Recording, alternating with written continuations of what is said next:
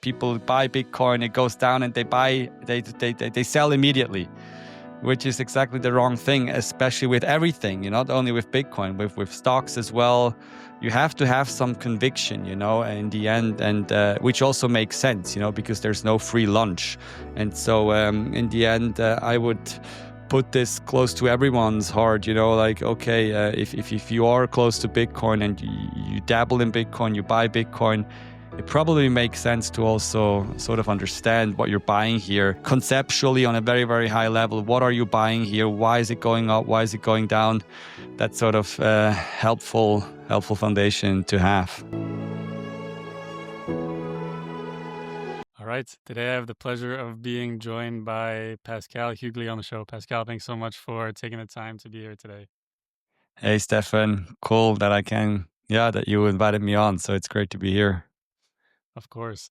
So yeah, I'd love to start the show, as I do actually most of the episodes here, and that's at the beginning of your Bitcoin journey. And for everybody that may look different, right? It could be the moment you actually discovered Bitcoin, or actually maybe something leading up to the discovery of Bitcoin that primed you to understand and really get into Bitcoin. So I'd love to hear kind of from your own perspective, what was the start of your Bitcoin journey? Yeah.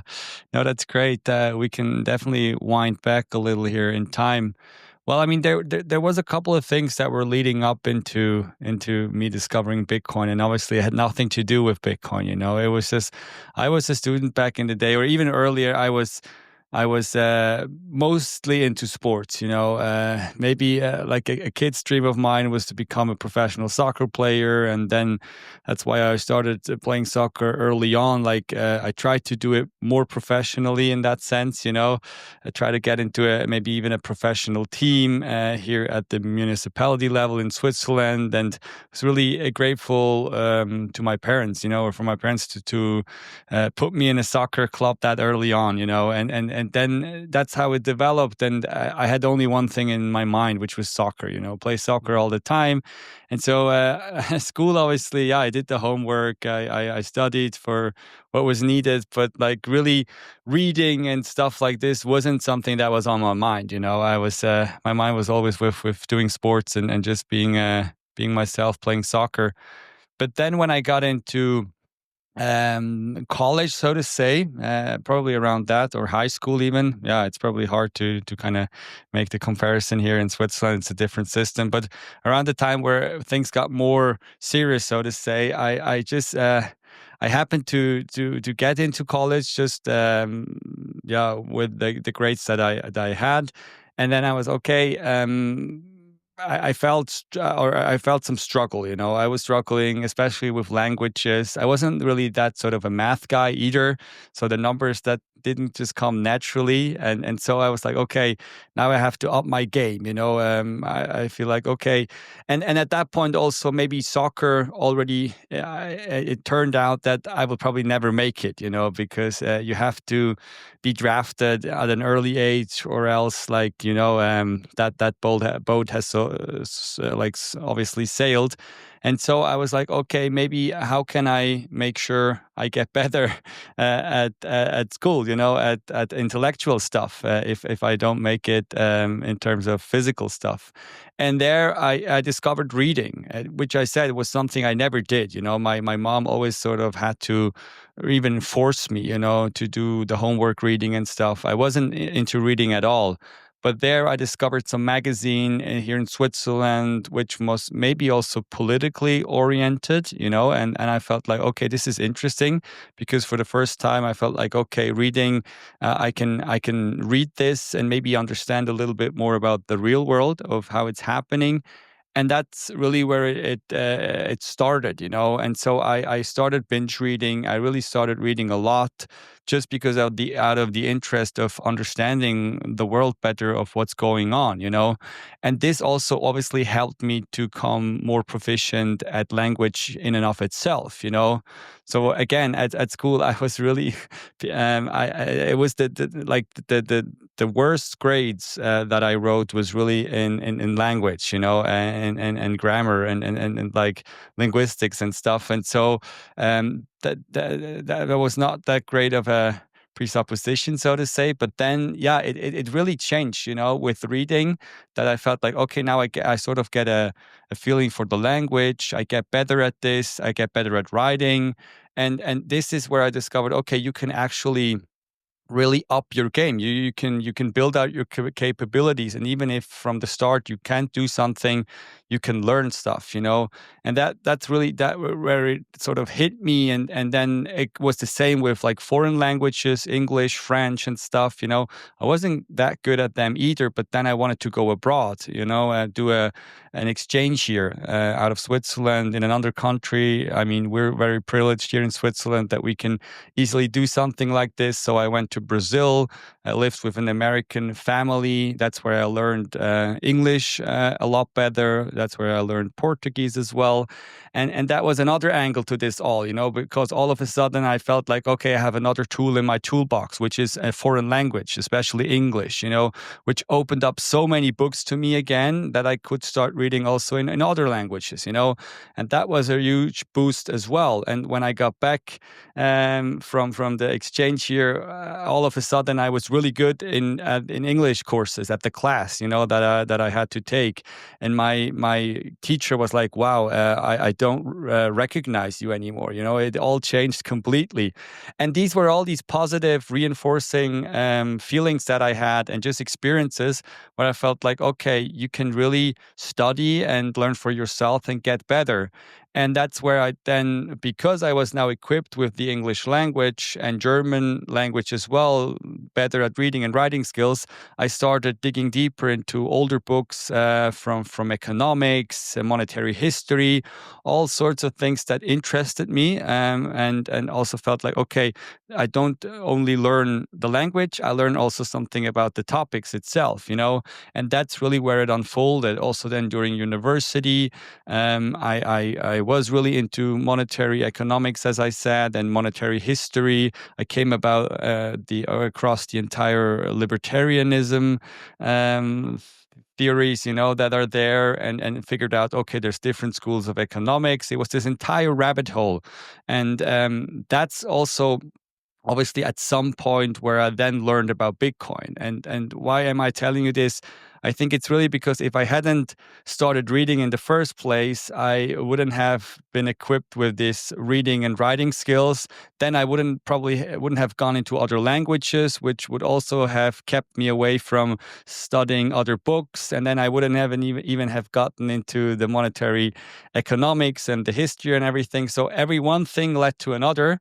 Until I finally discovered Bitcoin. And I think it's just very interesting to see that, these things are always connected, and one thing leads into another. And so that's where I then finally found Bitcoin. And maybe I can then also tell you a little bit more about what I liked about Bitcoin. But that was sort of the journey very early on. Yeah, no, and I love that background. I think it's always super cool to hear about. Yeah, that's why I always ask kind of the things that could lead up to it, right? Because I think there's obviously events and parts of our lives that kind of shape us to understand certain things and to be able to, whether it is learn, like you said, the language part for you was a huge thing that kind of opened up new worlds for you. I'm just curious, this is not really a Bitcoin question, but from kind of your experience there, especially abroad and learning new languages, what was maybe some of the biggest lessons that you had from that time period that you kind of took with you? Yeah, I mean, one lesson was definitely like getting comfortable with another language. It really opens up entire new worlds to you, not only in talking to other people from other cultures who most of the time do speak another language, and they look at the world differently, they behave differently, they have a different upbringing culturally as well as also socially. And that's really interesting, because then you can broaden your horizon. You start like feeling, okay, I do understand. I don't only know foreigners and the people abroad from media, I actually get to talk to them, I can understand them. That's also probably what really helped me when I was later, I told told you offline, traveling as a digital nomad, I was really already open-minded, because I did it way back during my exchange year to talk to all these different people from all different corners of the earth. I was at an international school, obviously, where I met tons of different people, and that was so amazing. So that was one maybe takeaway, that you really get to talk to these different cultures, and then you can sort of empathetically also understand their situation, which I think helps a lot, because then you can also, your prejudices that you have against other people, you can really put them down, so to say.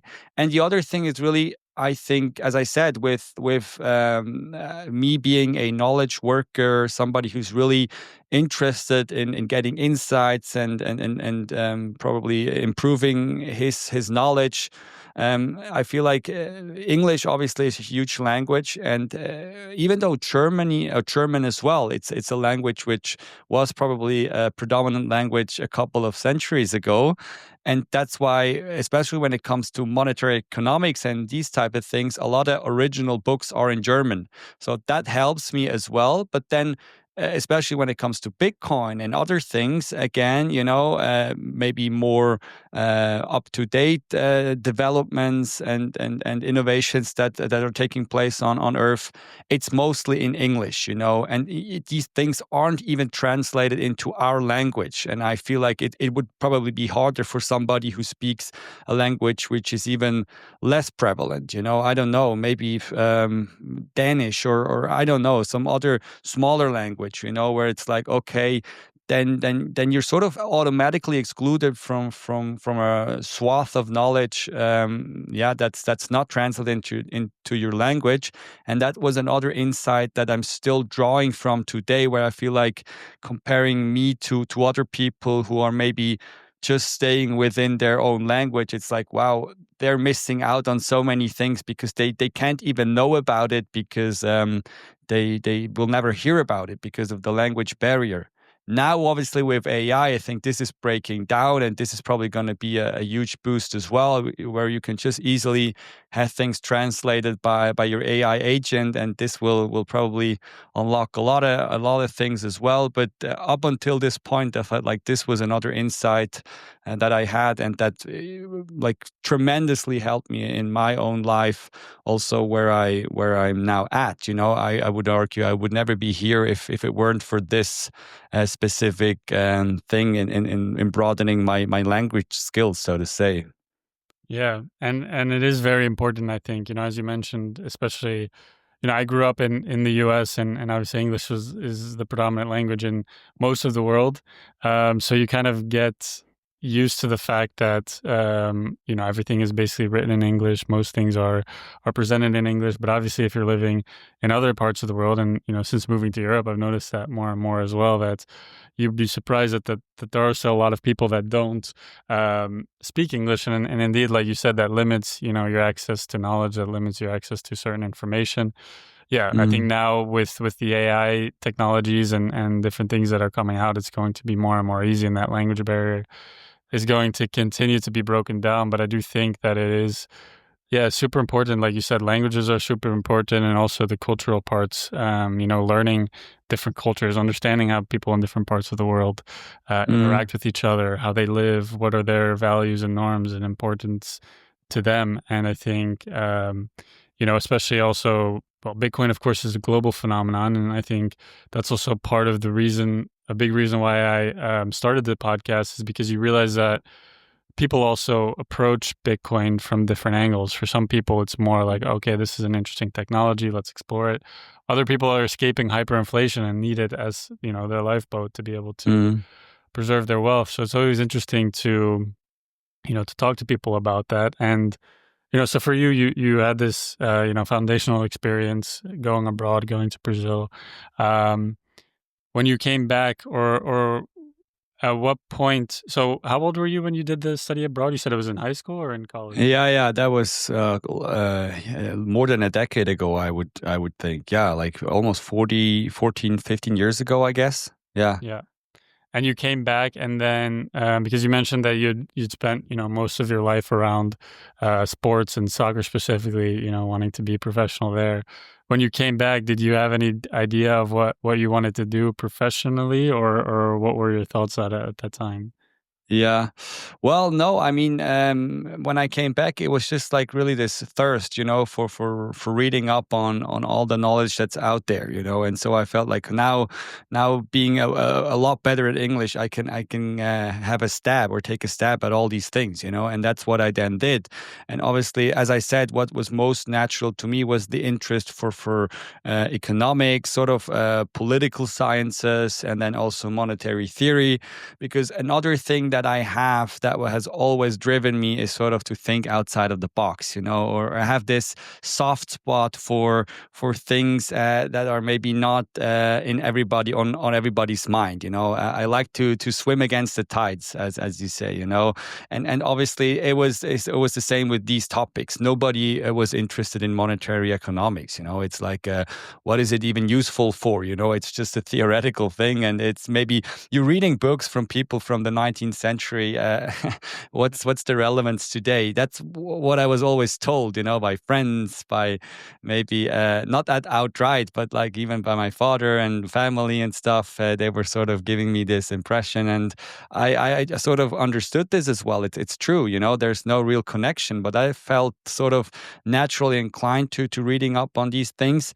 And then I guess when Bitcoin came around, and it was already a couple of years later, I was first reading all these things about gold and just money in general. And for some reason, I didn't hear about Bitcoin earlier, which in hindsight, I was sort of surprised, but maybe I heard it, but just subconsciously felt like, okay, I don't need to care. But then I went abroad to the US. I think that was in 2016. And I've heard of Bitcoin before already on some forums. But then when I went abroad, I went to the Mises University, which is like this Mises libertarian think tank in the US in Auburn, Alabama. Usually when I mention this, people get all freaked out. Like, why did you go to Alabama of all places in the US? But it was really because of this think tank and this university. And it was a one week course where they gather, again, people from all different cultures. People from Venezuela were there, people from Pakistan, people from Libya. It was so interesting to meet all these sort of students which had a similar interest in these topics. And there, and I keep on telling this to people who ask me, there was like the original Michael Saylor, in my view, was there. It was Patrick Byrne. He was the CEO of Overstock, which was like the IKEA of the US, And he was really early on accepting Bitcoin with his businesses. I think in 2012, 2013, really, really early on. He was like a trailblazer in that sense, And I feel like he was way too early also, But he was there physically at this meeting, And he was evangelizing Bitcoin. It was a true evangelist, so to say. It was one of these Bitcoin maxis that you felt like sort of a little uncomfortable listening to him because he was just preaching. Really, but I felt like it was probably the right thing to do at this moment in time because it all got us hooked, and some other people, students, were already into Bitcoin, especially the one, that I mentioned from Venezuela. He was like, yeah, I've used Bitcoin before. And that was in 2016, I said, but this is really where my interest got going. And then because I really liked this experience about the Mises University, I looked throughout Europe if there's something similar in Europe where I could attend maybe a longer session, not only a week, of really studying Bitcoin, Austrian economics, and all these themes. And I stumbled across a private institution in Austria. It's called Scholarium. And it's led by he calls himself the last real Austrian economist, and he's also a Bitcoiner. His name is Rahim Tagisadegan. He's, I think, Persian or like Iranian originally, but grew up in Austria. And then I signed up for this. I registered. I applied, and they accepted. And then I went there for 3 or 4 months, I think, max. Just to study under him in a group of only 7 to 8 people. So we were really this bespoke group, and that then also really helped, because there we were able to do all these deep dives, and Bitcoin obviously was a very big part of this as well.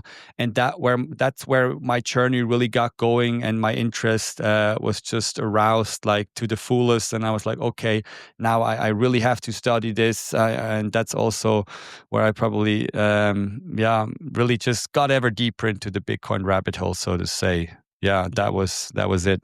No, that's super, super interesting. And especially kind of I think the foundational building blocks for you, obviously I think big foundational building blocks of understanding Bitcoin is also understanding Austrian economics. But I think it's super interesting that you were able to really, beyond just reading the books and understanding Mises and thinkers like that, going deeper into, doing this actual program and understanding, the exact concepts of that. What were some of the biggest, lessons that you learned through that? And also maybe for my listeners, I think it's always helpful to maybe, because there's two prominent thoughts, like economic school of thoughts, right? There's the Keynesian, economic school of thought, and then there's Austrian school of thought. So I love, maybe if you could kind of differentiate the two, and also then talk a bit about your experience in that program. Yeah, sure. Well, I guess if you really want to go into the nuances, there's probably tons of economic schools of thoughts, but you're right, like Austrian and Keynesian, they're probably one of the bigger schools that are now juxtaposed. You have like the post-Keynesians, you have then also the neoclassicals, you have the classicals. So you have all these different types of schools, and some of them also spring out of other schools, because they have some disagreement here and there, which is then also, again, very theoretical stuff, which I like to study all the time, because I feel like it does help you in understanding the world better in some way, because you can contextualize everything. But yeah, when we stay with Austrian economics and Keynesianism, I mean, yeah, we would have to do an entire episode to really disentangle everything. But I feel like the main difference is really the way they approach the individual. Like the Keynesians, they like to think in aggregates. They try to think big picture stuff. Okay, we aggregate everything, we aggregate all the data, and this is then at some point on a macro level the entire economy. And then obviously at some point you end up with the state, which is like this very important actor in this entire aggregate as well. And then the state is sort of the one who feels obliged to react to certain exogenous or endogenous shocks happening in the economy, and it's really this more collectivist way of thinking about how the world works. While on the other hand, like the real Austrians, I feel like they are the ones who try to, and usually it's called individual methodology that they have, methodological individualism. It's actually the word, and they focus on the individual as the smallest entity, which is sort of moving the needle, and then you're also more.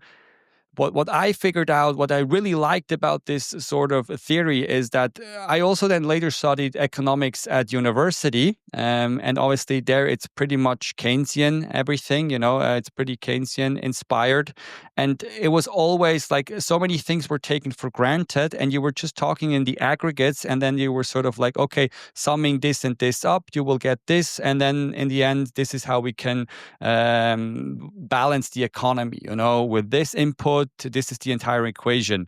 And I always felt like this sounds very mechanically to me, you're sort of like an engineer.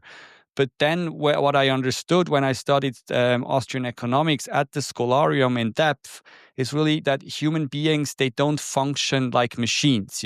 We have like our own free will. We have a psyche. We have a soul. We are sort of also, spiritual beings, so to say, mental beings. We aren't just machines. And one line that always stuck with me that Rahim also kept on telling us is like, he was also studying physics, I think, and he was saying, okay, look, you have all these particles, and particles act due to constants. You have constants, and that's why you can sort of tell, okay, if this particle is going that way, it will move or it will end up going this way, because there is a constant, the law of nature. It always behaves similar, and that's why you can more easily try to calculate when you are in the realm of physics what's happening with the particles on a atom base or a molecular base or whatever, But then when it comes to entire human beings, there are no constants in human beings, Mm. There are maybe some laws, and then again, it's quote unquote laws, the law of declining marginal utility, and all these sorts of things, But there are no actual laws when it comes to human beings, because we don't act according to constants, There's maybe patterns, and obviously humans, they like to imitate each other's, and that's why you have some sort of herd behavior. And that's again where the Keynesians then come and feel like, okay, we know human beings have always reacted this way, so this time they will again react this way. But if you have an Austrian lens, you're like, okay, you can't tell from the get-go. You never know, because you cannot look into other human beings' mind or head. And because situations could be different this time than before, humans could also act differently. They could even act irrationally at some point, even though the Austrians again would say there is no such thing as an irrational behavior, because human beings always act in accordance with their own feelings and what they think is best for them right now, even though in hindsight you figure out it might have been the wrong choice they took. But that's the thing, and that's what really intrigued me about this whole theory, that you try to look at the human itself, try to empathetically understand what's happening there, and only then you try to figure out, okay, what's happening on the grander scheme of things. And then the last point I want to make is really because you cannot really look into other people's heads, it's also a lot harder to forecast things and then also say, if we do A, B happens. And that's why we have the state and need the state to interfere and spend money on this, because then we can change everything. No, you simply don't know. And there's also then sort of distortions that you create if you go against somebody's will that you don't even know, because you can't figure it out, because you can't look into somebody else's head. And so that what I really liked about this theory, that it seems to be more natural, more inclined with how we humans act. And that's where I really wanted to go deep and went down the entire Austrian economics rabbit hole, so to say. So I hope this sort of makes sense. Yeah. No, it does. And like you said, I think this whole topic could be a podcast in and of itself. But I do think that's a great oversight on some of the key differences between the two schools of thought. I'd love to take the next step further, which is like, so you went to this program. At what point afterwards did you discover Bitcoin, or what was kind of your first discovery of Bitcoin? Yeah, as I said, the first real encounter was really in the US at this Mises University summer school, so to say. And from there, I went to the Scholarium, and there it was all weaved into the entire program, So we looked at Austrian economics. What I also liked about it, we looked at other different fields, not only economics, because there's an Austrian economist who once said, like, a bad economist is a bad economist if he only looks at economics. Then he's a bad economist, And that's what resonates with me again, You have to be interdisciplinary. You have to look at other things, And that's what we did at the Scholarium as well. And I think that's where then you also can cherish an innovation like Bitcoin, because Bitcoin it's first and foremost, it's a technology like so many things, You sort of have to have a decent understanding of computers, cryptography, mathematics, but obviously as a user, as an end user, you don't even have to really know about these things. But especially if you study it, there's also then game theory and system thinking that comes into all of this, but then it's also some sort of psychology, to understand market cycles. Then economic theory is something which is important. And over the years, I guess maybe you've seen this, so many people have linked Bitcoin to so many fields from everywhere, to biology, to language. Again, we're ending up at language because Bitcoin is a protocol. It really is a spontaneous order. It behaves similar to how languages spread and to how languages also developed. It's not that you had one person like really saying, okay, these are the words that we're now going to speak, and this makes up the language, because no, it's a more natural approach. And as I said, spontaneous order, how it's emerging. And so that's what I really liked about Bitcoin, that it was so interdisciplinary. And that's where it really helped that I was at this Scholarium, looking at all these different approaches in understanding Bitcoin. And that's also where it automatically then clicked for me, because you hear a lot of people who have looked at Bitcoin and they were like, no, it's a scam. It can't be right. I don't look at it. When I really seriously started looking at Bitcoin, because I had this sort of help with all the tools that I had in my toolbox, I can proudly say it clicked for me. It was like, okay, this makes sense. Now I feel like there's a real out there world technology which is combining all these different things that I've learned over the years now theoretically, and now I can put it into practice. And that's also where I then was like, okay, now I want to dedicate my life, so to say, to this technology, that I didn't even go on studying my or finish my master's at university. Something maybe my parents didn't like that much, because they were like, okay, you have to finish your master's, why did you study in the first place? But I was like, okay, this Bitcoin thing, I want to dedicate all of my time to this as good as possible, because I feel like this is going to be big. And also because I felt like for the first time then it's something practical and tangible. The theories that I was learning, I could finally point to something and tell them, okay, maybe this could also be something that I could live off in the future, because it's providing a job. There's going to be an industry developing around it, because that was always my fear, obviously, when I studied Austrian economics and all these things.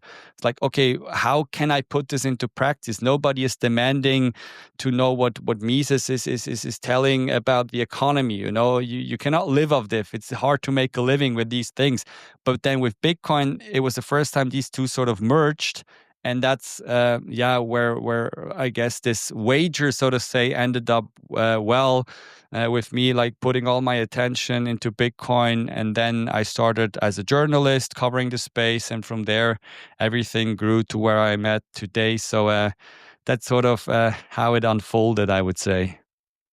Yeah, it's super interesting. I think because exactly like you mentioned, I think with especially the Austrian school of thought, the Austrian economic school of thought, I think for a while, there was, and I think economics in general, like you said, it's more of a question of like, unless maybe you go into teaching yourself as a professor or into that route, I can understand that those thoughts around like, okay, how do I make a career out of this, or how do I continue this further, can be difficult. And I think for a lot of people, I think a lot of Bitcoiners who kind of get into the space, even if you're not necessarily coming from, the background that you had, the economic, school of thought, I think once you start to learn, because I think most Bitcoiners who are true Bitcoiners who understand the technology, once you start to learn more about it, you typically go down also this rabbit hole of like monetary history, economics, technology. And it's like you said, it's this very interdisciplinary field, and it's incredibly fascinating. And then you're like, okay, wow, now I need to devote as much time and energy as I can to, contributing to the system and to seeing it, come to fruition in real life. And I think most Bitcoiners who are kind of dedicated to this mission also feel, incredibly inspired and excited to be able to be working on this, because like you said, all these principles that were in kind of the Austrian economic school of thought around, a bit kind of all that separation of state from the money as well, it kind of manifests itself now through this technology. Yeah. When you first discovered Bitcoin, I'm not sure if you said a year, but what were your thoughts around its long-term feasibility? I think it's one thing to understand, like, I understand the concepts. Okay, this is sound money, the technological aspects as well. But I think there's another aspect to when you come into Bitcoin. It's about like, okay, what is the future viability of this? How likely is this to actually be adopted globally and reach kind of the potential that I think we all think it has, right? Like, what were your initial thoughts about that? Did you have any concerns, or was it for you always pretty clear that this was kind of the future that we're headed towards? Mm-hmm. Yeah, it's a good point. I mean, to be honest, I didn't back then. I didn't think about it that much along these lines because I was just busy understanding Bitcoin itself, like the technology and everything. And because it was so fascinating, I felt like okay, I didn't have time worrying about if this could be adopted in the long run as such. And I have to I have to say to be fair. I mean, in the end, I was comparatively late to the game, like in terms of like obviously Bitcoin. There's still some adoption going on. I would still say that we're nowhere near to having like reached the end of the S curve, so to say. But in terms of being comparatively late, I would say late in the point of it already crossed the Rubicon, so to say, or the chasm where it feels like okay, this will always remain niche, and that's why it's really hard to think if there's any adoption versus okay, now I think this is cashing on and it's now like an avalanche, that will get bigger, bigger and bigger. And I feel like 2016, as I said, when I really got going, I feel like this Rubicon was already crossed, because again, it was Rahim Tagisadegan who always he was way earlier into Bitcoin. He and this is also something he told us during the Scholarium years that we studied. He was like, okay, he was already into Bitcoin 29 or in 2009, 2010. So like when Bitcoin in its very, very early days. And he was looking at it with his Austrian lens and it was like, okay, this is a money-like technology, which is only prevalent among the cypherpunks and libertarians. And he was like, okay, this is not how money usually works, because money needs to be for everyone. There can't be this sort of association with one group. And that's where he felt like, okay, maybe this is ending up like in German, we call it a Tauschkreis, where it's just like sort of a barter mean, where among like-minded people, you barter with something, be it a bill, a note, whatever, or a technological or like digital token like Bitcoin, but it will never make it across these confines of the group itself, and that's why he was not particularly intrigued at looking at this as well. And that's also when he looks back, he says in hindsight he was really wrong, because Bitcoin managed to jump out of the hoop, and really reached his critical mass where it was not only the libertarians and the cypherpunks and sort of the very state unfriendly people, who dabbled in that money, but at some point it was the bankers that came in as well, and then it was other people, and today it's just like it's almost the entire spectrum of the society which is in, even though many people still don't hold Bitcoin, at least they've heard of it, and it's so diverse, And I feel like, just to come back to the answer that I want to give, me moving in 2016 only, so to say, I think back then Bitcoin did already cross this Rubicon of being in the hands of more diverse people. So it almost, you could say, it reached escape velocity, and that's why I felt like, okay, it's inevitable. And so I didn't really think about this. I was like, I just have to understand it. I want to also become sort of an expert here in Switzerland for this topic, because then I feel like I have a role to play. There I will be in demand later on because people will ask for my services, and that's where I can make a living out of this, And that was my thinking. And not so much about, okay, is Bitcoin going to make it or not? But luckily, because it already, as I said, the third time it crossed this Rubicon, it was already there. And so, that's probably the way I would think about this. Yeah, well, it's a very interesting, way to frame it, of course, because I think, well, the unique thing about Bitcoin is it's a technology that also has directly a price associated to it, right? It's Yeah. not like maybe the internet when the protocol of the internet came out that there wasn't a direct price correlated to it. So you could kind of see the potential that the technology had and be an early adopter of the internet and, understand that it's going to take time to Mhm. be adopted. But obviously, I think the difference between that and Bitcoin is like Bitcoin's a protocol of like a fundamental revolutionary technology, but it also has directly a market price associated to it. Yeah. And I think, for that reason, it can also be difficult because it's an extremely volatile asset. And I think the reason I also kind of asked that question is because even though, 2016 is what you were saying, like comparatively late, I think when you look at the broad population and especially also from a price perspective, it's still really early, right? And then when you have this extreme volatility, Bitcoin going, dropping 80% from its previous highs, it can question a lot of the kind of thoughts and initial beliefs, let's say, that you had about Mm. it, unless you truly understand it. But I guess from your perspective, you were also so ingrained in the theoretical aspect of it and understanding it from not just a technological aspect, but from a monetary aspect, Mm. an economic aspect, that I guess it Eh, made it different for you as well, right? Or Exactly. Yeah, I would say so. That's something where I was fortunate as well, having had this entire background, with Austrian economics and just the innate interest in these topics as such, really helped me to. Yeah, obviously, it might sound a little weird, but I wasn't that much interested in the number go up technology, as so many people are, and I feel like number go up technology is so important because not all the people, or I would say 9 out of 10 people don't like to talk and study the topics that I like, because people are just different. They like to be.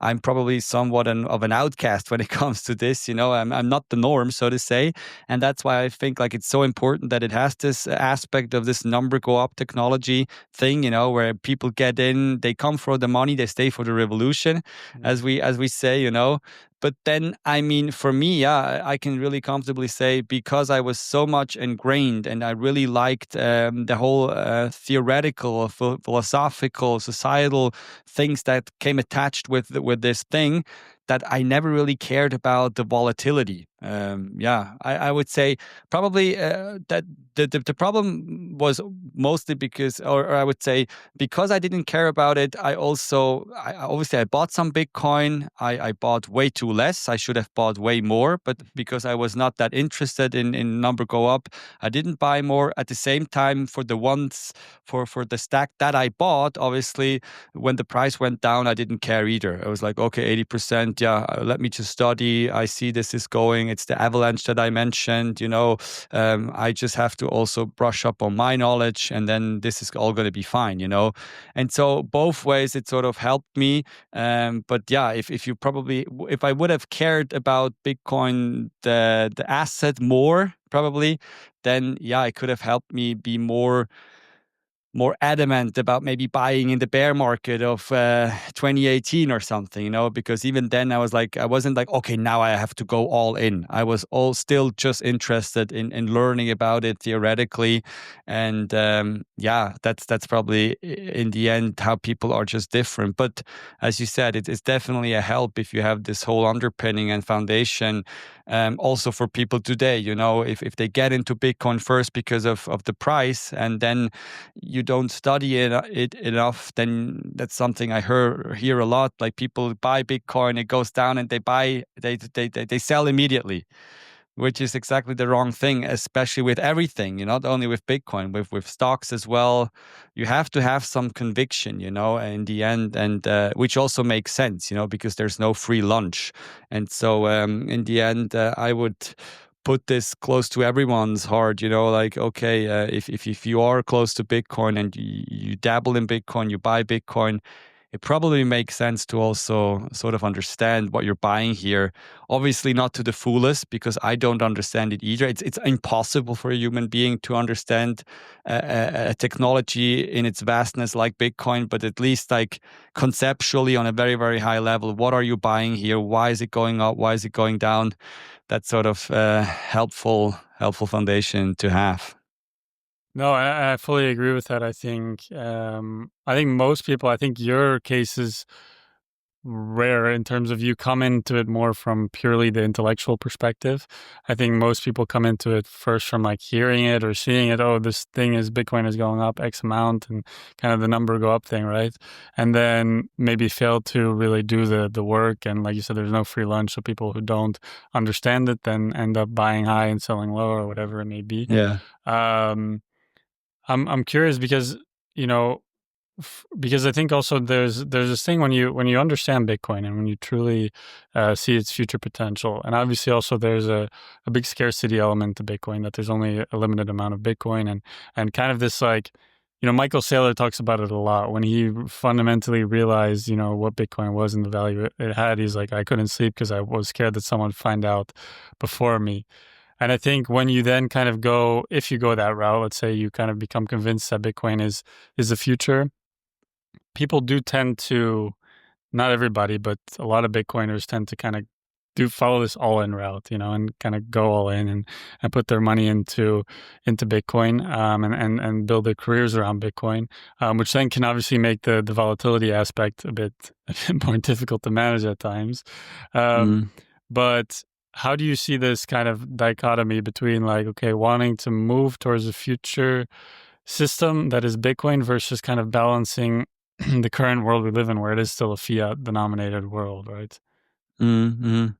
Yeah, that's a very good question as well. I mean, it probably comes down to really understanding what type of person you are. Also, when it comes to managing money in and of itself, like totally separate from Bitcoin. How do you deal with the money that you earn? Are you more of a risk taker? Are you not?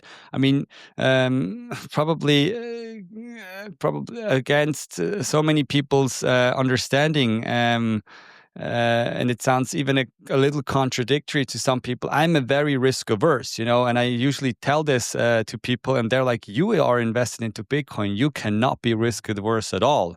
And I'm like, "Yeah, no, I am, because Bitcoin, again, it's really on this other level, because on a deep fundamental thing, I feel like I understood this. It's something going on here, which is a once in a century or whatever, once in a decade technology that's a general purpose technology, which is really, upheaving the world here, the world, or the way we live. And that's why it's so foundational, and that's why it's going to change that much. But apart from this, I'm very risk averse, and so if you are that type of person, then I feel like, it probably makes sense to don't go all in, because it's probably too stressful for your inner self, to always look at the course and then the volatility that's dragging it up and down.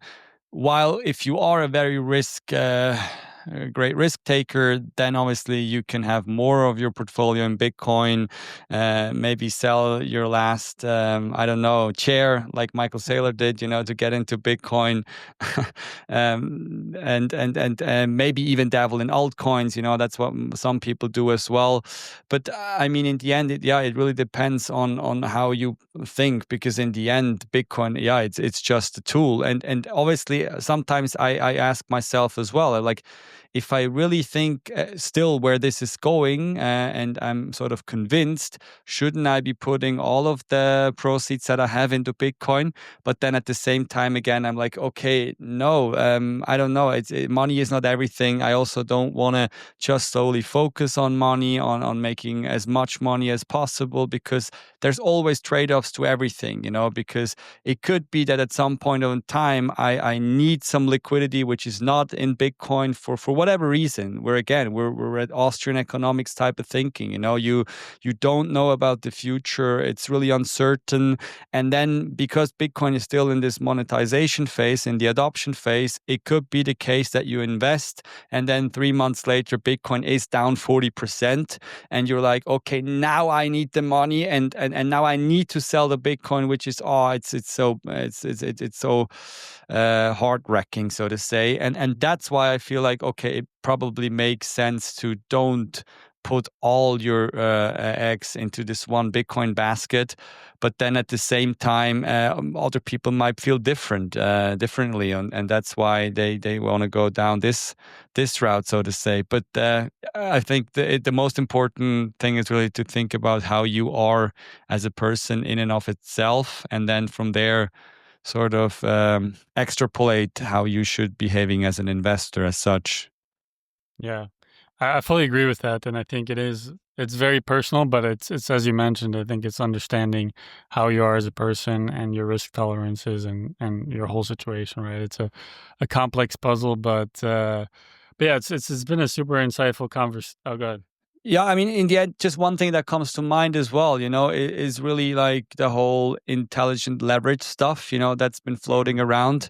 This is something we discussed in the book, as well, because it's a prevalent topic right now within Bitcoin circles, that because of Michael Saylor again, who's done it on a company level, taking on intelligent leveraging up to buy more Bitcoin, and he has this famous line where he's like, okay, sell everything, mortgage your house, take out debt, a loan, and buy even more Bitcoin.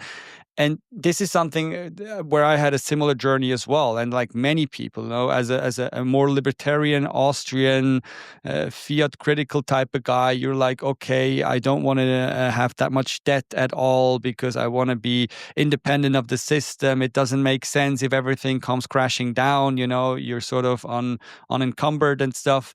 But what I've learned with Bitcoin, and also it's Michael Saylor and the people, what they helped me understand is like, okay, it's probably, if you want to maximize more on the wealth side, it's probably best to sort of be a fiat maxi in that sense, that you want to play the game as well. They are playing.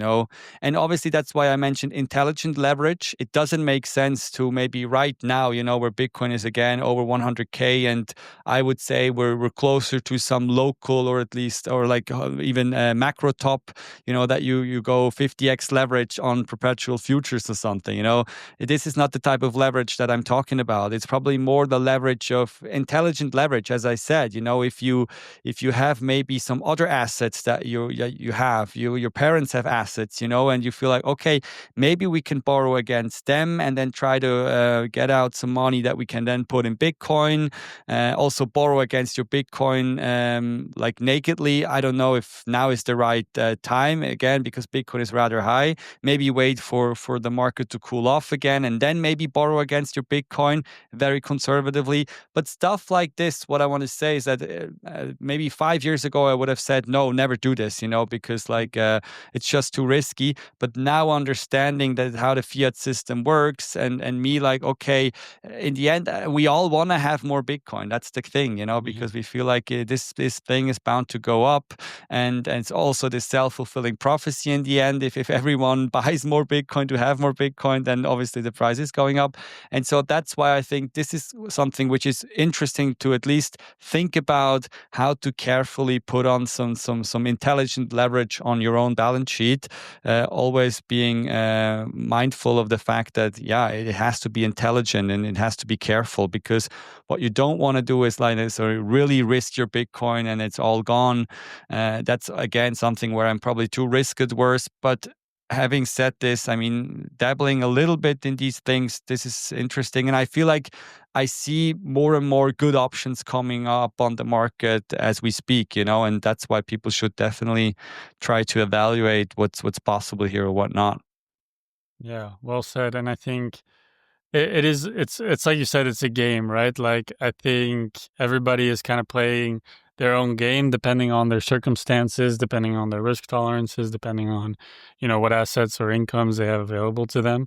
I think the end goal for most people when you understand Bitcoin is how do I end up with as much Bitcoin as I can in the future while, Yeah. balancing those different factors. And I think it's interesting because I mean, like you said, I think now also there's a lot. Well, one, I think Bitcoin is becoming less like the less risky in terms of investing in Bitcoin. It's not like investing in Bitcoin when it was $1. Now you have countries, institutions, Mm. banks getting into the game. It's becoming more stable. That doesn't mean there's not going to be drawdowns. Hopefully not as like in previous cycles where we have these 80% drops, but knowing Bitcoin, that can always be a possibility. So it's kind of this game of how do you manage that, because you can't predict the future, but how do you still manage that towards the end goal that you want. And I think it's a difficult difficult game, but for everybody it's different. So yeah, I know we're out of time here.